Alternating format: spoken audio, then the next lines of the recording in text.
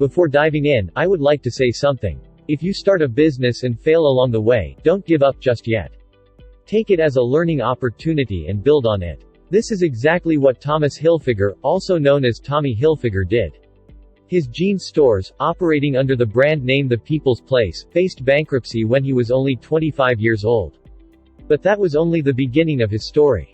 In 1984, Mohan Mirjani, an Indian textile entrepreneur, contacted Hilfiger to design a line of clothing. Mirjani wanted to refresh the preppy look associated with Ralph Lauren and market it to a broader consumer base. And this is how Hilfiger launched his first collection that featured button-down shirts, chinos, and other classic preppy styles. Armed with creative advertising ideas and solid pricing strategies, Hilfiger rose from the ranks of an unknown designer to a top-selling one in a short amount of time. The ad that was displayed on a billboard in Times Square compared Tommy Hilfiger to Calvin Klein, Ralph Lauren, and Perry Ellis. It was a risky move, but it definitely paid off. In the late 1980s, Mirjani's firm was facing financial troubles. However, Hilfiger's brand was still growing enormously and had a great deal of unrealized potential. Thus, Hilfiger, Mirjani and two other partners decided to form a new company, Tommy Hilfiger Co., by buying out Mirjani's firm. Hilfiger was surpassing all expectations, reaching $107 million in sales by 1992. And this is the year when the company went public on the New York Stock Exchange. Hilfiger then licensed Pepe Jeans in 1995 and branched out to women's clothing in 1996. At that point, sales ballooned to $500 million. Hilfiger managed to create such a strong brand that celebrities in the likes of Michael Jackson and Elton John and politicians in the likes of Bill Clinton wore Hilfiger designs. The next natural step was to diversify in other markets. The company moved into the bath and body products market, started a color cosmetics line and even a women's handbags line. However, it turned out that women's clothing was not Hilfiger's forte. Customers complained about the womenswear line to the point that Hilfiger had to bring in female expertise, including Lynn Coleman, a former Donna Karan executive, and Camilla Nickerson, a fashion editor from Vogue. I don't know if Hilfiger became too absorbed in the womenswear, but he might have missed that the fashion industry was becoming crowded. Many firms were beginning to feel the saturation of the market.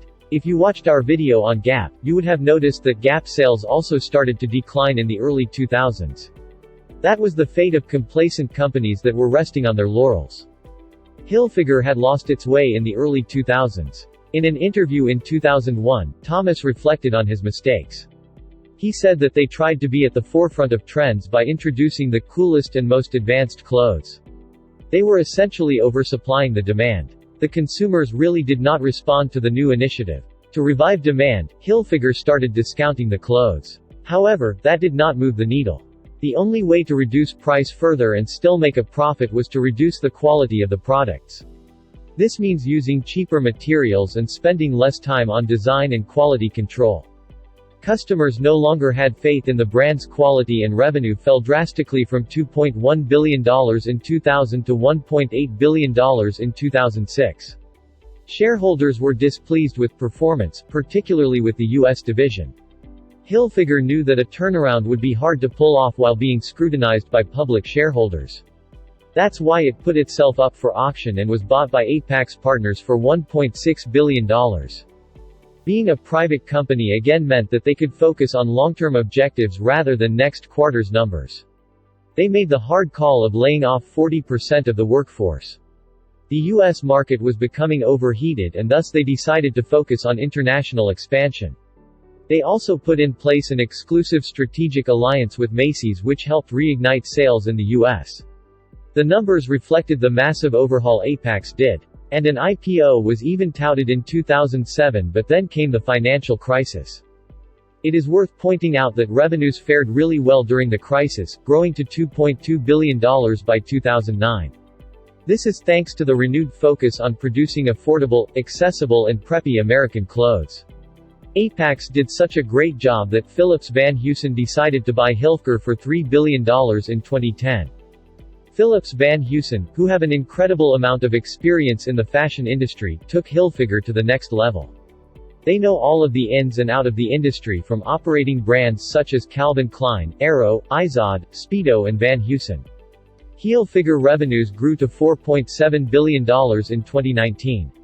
Actually, Tommy Hilfiger became one of the biggest drivers of Philips Van Heusen revenues and pushing their stock price upwards. Do you own any Hilfiger clothes? What do you think about them? Are they too preppy? Can they take on the new wave of competition? Let us know.